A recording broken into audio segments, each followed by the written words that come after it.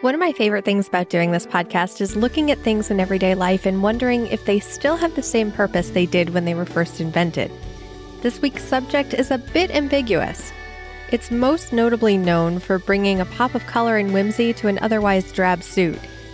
But aside from that, it's more seen as form over function. Yet it's so ubiquitous and has been around for hundreds of years, believe it or not, showing no sign of going out of fashion, despite many men counting down the minutes until they can loosen theirs at the end of the day.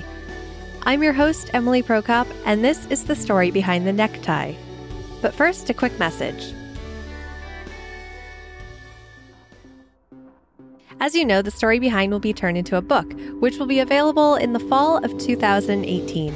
If you haven't yet, please visit thestorybehindbook.com to sign up to receive information and special offers.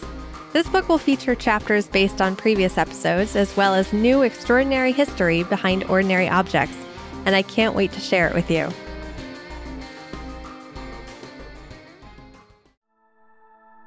The earliest known neckties were found as part of statues from 210 BC. When the first Chinese emperor was making his burial plans, he asked that his soldiers would be buried with him. Yeah, that wasn't going to fly. But more than 7,000 life-size terracotta soldiers were built instead to guard his tomb. They were all carved wearing silk neckcloths. However, other pictures and artifacts from about that time haven't shown that these neckties were very common, so it may have just been specific to that emperor's army. But some early Roman writings talk about keeping the neck warm and other evidence that suggests neckcloths were used as a status symbol to denote which class someone was in.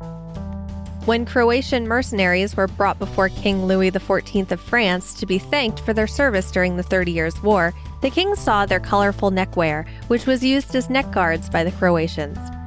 These cravats, as they were known, fascinated King Louis, and he made a fashion statement out of them for the nobility of Paris. If you remember the episode The Story Behind Surfer Lingo, you might remember that the word dude may come from dandy, meaning a European who wore fancy clothing.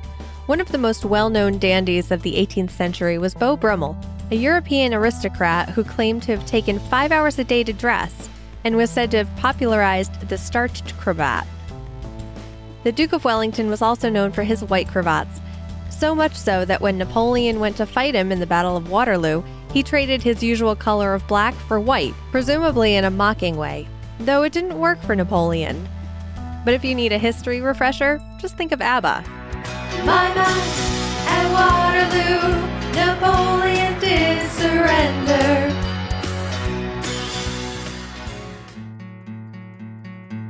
By the next century, the word tie became more common lexicon, and it was based on all the different ways one could tie their cravat. But in case you ever end up going back in time, don't you dare touch another man's cravat unless you're looking for a duel. In the 1880s, rowing team members from Oxford's Exeter College would remove the bands from around their hats and tie them around their necks as a symbol of solidarity, which is considered one of the first club ties or old-school ties. Ties also became part of many countries' military uniforms, and by World War I, the trend came over from Europe to the United States. Those who had recently served were known to wear striped ties, but here's a fun fact. If you see diagonally striped ties, look at the direction of those stripes. If the stripe is higher on the left side, it's considered the European style.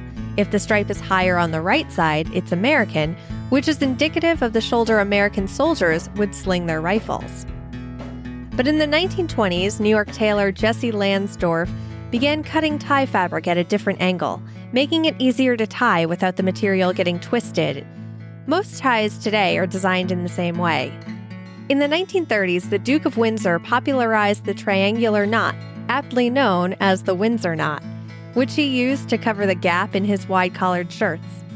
Over the next decades, tie fashion was never dull, with hula dancers and bright psychedelic colors becoming the rage.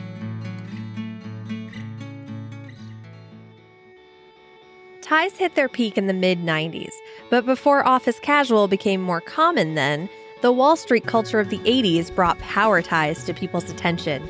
The power tie is usually either blue or, more commonly, red. It stands out on a dark suit and a white shirt. One of the most common places to see power ties is in politics.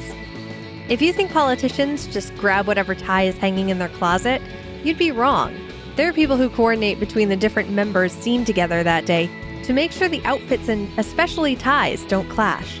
If you look at the outfits of the Trumps and Obamas on Donald Trump's inauguration day, you'll see how their outfits complement one another. Melania wore a blue dress suit while Michelle wore a dark red dress, and both Donald Trump and Barack Obama wore dark suits, while Trump wore his signature red tie and Obama wore a blue tie. The red power tie is probably the most notable in culture because red is seen as intimidating and even aggressive. In different sports, more often than not, red teams tend to be the winner.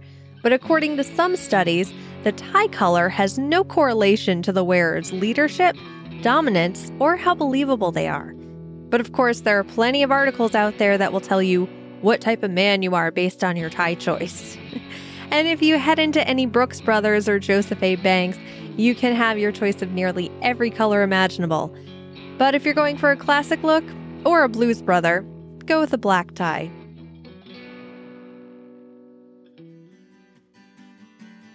Information for this episode was sourced from Today I Found Out, The Washington Post, the BBC, and more links which can be found in the show notes at thestorybehindpodcast.com. This week on Trivia Tuesday in the Story Behind discussion group on Facebook, Paul said that Shinjuku, Japan just granted Godzilla his, or her, or its, official Japanese citizenship this year. He also put in this fun bit of trivia. Sometimes passing a very large bowel movement will stimulate the vagus nerve, which basically runs from your brain to your butt. This stimulation results in feelings of exhilaration, relaxation, and will sometimes give you goosebumps. An author and gastroenterologist created the word poophoria to describe those sensations. If you'd like to talk about trivia you pick up during the week and have it read on the show, join the Story Behind discussion group on Facebook. This episode was brought to you by the Story Behind executive producers who support the show through the Patreon page at patreon.com/thestorybehind. Thanks for listening. The king saw their colorful. Why can't I say colorful? Will stimulate the vagus nerve. Vagus. Shoot. It is Vegas. An author and gastroenterologist. No, that is the word. Oh no.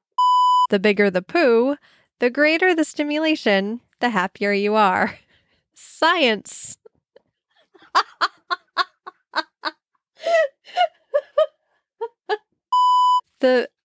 I'm not going to read that. I just can't. If you... Thanks for listening. I can't.